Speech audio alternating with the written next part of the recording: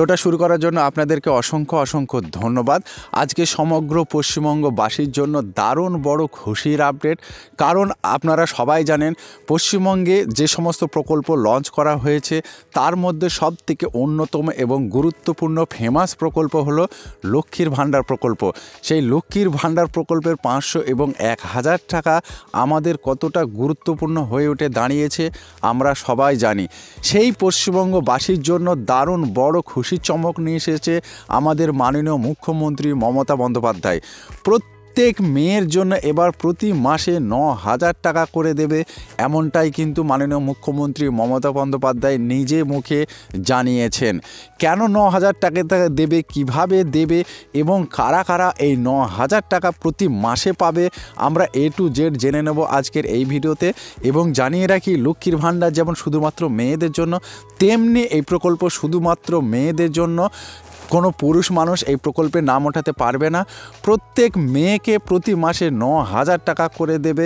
লক্ষ্মীর ভাণ্ডারের মতোই প্রত্যেক মাসে অ্যাকাউন্টে ঢুকতে থাকবে। চলুন আমরা A to Z দেখে নিই কী কী ক্রাইটেরিয়া আছে, কারা কারা এই প্রকল্পে আবেদন করতে পারবে, কি কি ডকুমেন্ট লাগবে, সব কিছু জেনে নেব আজকের এই ভিডিওতে। দেখুন, এখানে লেখা আছে লক্ষ্মীর ভাণ্ডারে 500 এবং 1000 নয়, এবার মহিলাদের প্রতি মাসে 9000 টাকা দেবে পশ্চিমবঙ্গ সরকার। পশ্চিমবঙ্গ মহিলাদের শক্তিশালী করতে একের পর এক রাজ্য সরকার থেকে শুরু করে কেন্দ্র সরকার কোনো না কোনো পদক্ষেপ নিয়েই চলেছে।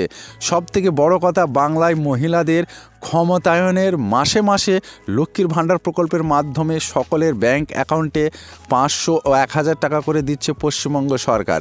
যদিও রাজ্য সরকার এবার এমন এক সিদ্ধান্ত নিয়েছে যার পরে মহিলাদের জীবন এক প্রকার আমূল বদলে যাবে।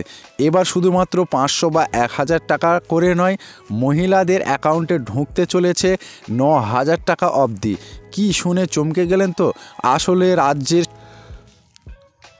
রাজ্য সরকারের তরফে একটি বিশেষ প্রকল্প আনা হয়েছে, আর এই প্রকল্পের সুবিধা শুধুমাত্র মেয়েরাই নিতে পারবেন। সেবা সখী প্রকল্প পশ্চিমবঙ্গ সরকারের একটি নতুন প্রকল্প। সেবা সখী প্রকল্পের আওতায় পশ্চিমবঙ্গ সরকার মহিলাদের বয়স্ক বা শয্যাশায়ী অন্য কোনো ব্যক্তির যত্ন নেওয়ার জন্য প্রশিক্ষণ দেবে। শুধু তাই নয়, ট্রেনিংয়ের সময়ে টাকাও দেওয়া হবে মহিলাদের বলে জানানো হয়েছে।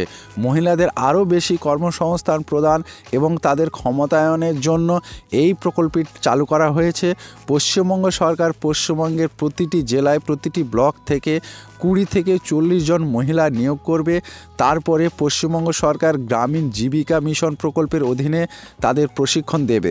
সেবা সখী প্রকল্পের আওতায় নির্বাচিত মহিলাদের মৌলিক চিকিৎসা সেবা, যেমন কিভাবে ড্রেসিং করতে হয়, ব্যান্ডেজ করতে হয়, এছাড়া রক্তচাপ পরিমাপ, ডায়াবেটিসের মতো সাধারণ রোগের পরিচর্যা, চিকিৎসা ইত্যাদি বিষয়ে সাধারণ তথ্য দিয়ে প্রশিক্ষণ দেওয়া হবে।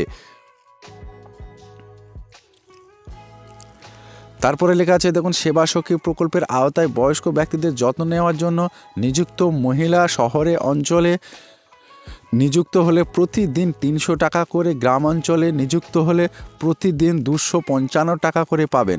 পশ্চিমবঙ্গ সরকার শীঘ্রই এই প্রকল্পের একটি পাইলট প্রকল্প শুরু করবে।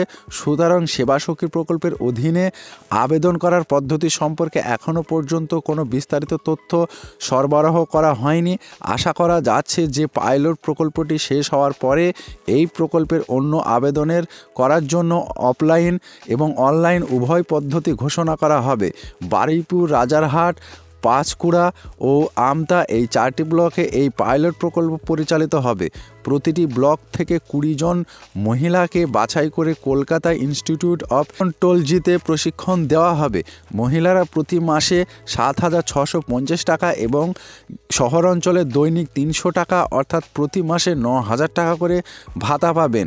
একটি সকল পাইলট প্রকল্পের পরে সেবা সখী প্রকল্পের অধীনে আরও মহিলাদের নিয়োগ এবং প্রশিক্ষণ দেওয়া হবে। তাহলে আপনারা বুঝতে পেরেছেন কতটা গুরুত্বপূর্ণ এই প্রকল্প, কিন্তু শুধুমাত্র মহিলাদের জন্য। এবং কি বলা হয়েছে, যে সমস্ত মহিলারা ট্রেনিং নিতে চায় তাদের কিন্তু সরকার ট্রেনিং দেবে ডাক্তারি বিভাগ থেকে। এবং আপনারা নিশ্চয়ই বুঝতে পারছেন যে এই ট্রেনিং শেষে কত করে দেওয়া হবে এবং গ্রাম অঞ্চলে কত করে দেওয়া হবে। শহর অঞ্চলে যে সমস্ত মেয়েরা থাকবে তাদের 300 টাকা এবং গ্রাম অঞ্চলে যেসব মেয়েরা থাকবে তাদের 255 টাকা করে দৈনিক কিন্তু দেওয়া হবে। তারপরে কি বলা হয়েছে, সেবা সখী প্রকল্পে তাদের কনভার্ট করে দেওয়া হবে এই প্রকল্পের শেষে, পাইলট প্রকল্পের শেষে। তা এই ছিল ছোট্ট একটা আপডেট। যদি ভালো লাগে অবশ্যই জানাবেন এবং এই নিয়ে কোনো প্রশ্ন থাকলে অবশ্যই কমেন্ট করে দিন। এবং ভিডিওটা সম্পূর্ণ করার জন্য আপনাদেরকে অসংখ্য অসংখ্য ধন্যবাদ। ভালো থাকবেন, সুস্থ থাকবেন, দেখা হবে নতুন কোনো ভিডিওতে।